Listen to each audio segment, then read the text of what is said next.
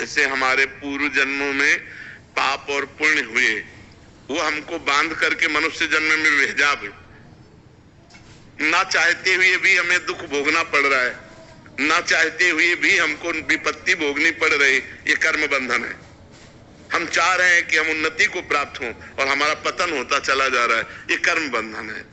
अब हम जो इस जन्म में कर्म करेंगे उसका परिणाम हमको आगे जन्म में मिलेगा, और हमारा पूर्व का जो संचित है, जिसे गोदाम कहते हैं, उस संचित कर्म से फिर निकालकर हमें पाप पुण्यों के ऐसे अनंत जन्म भोगने पड़ेंगे। और अगर हम इस जन्म में भजन कर लें तो भगवान संचित को नष्ट कर देंगे, क्रियमाण निष्फल हो जाएगा, प्रारब्ध को भोग लेंगे और मुक्त हो जाएंगे।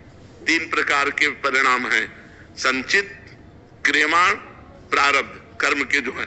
तो क्रियमाण जो आगे कर्म होंगे, प्रारब्ध जो पीछे शरीर रचना के समय हमारे लिख गए, जो भाग्य में लिख गए, और संचित जो गोदाम जमा है, तीनों को नष्ट करने की सामर्थ्य केवल भगवान में है।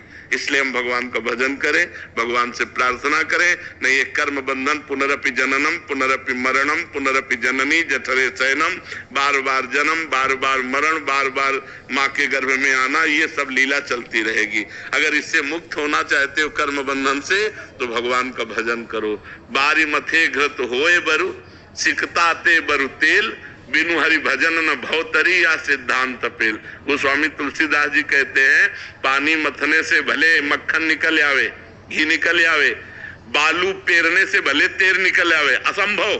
बोले ऐसा भले संभव हो जाए, लेकिन बिना भजन के इस संसार सागर से मुक्त नहीं हो सकते।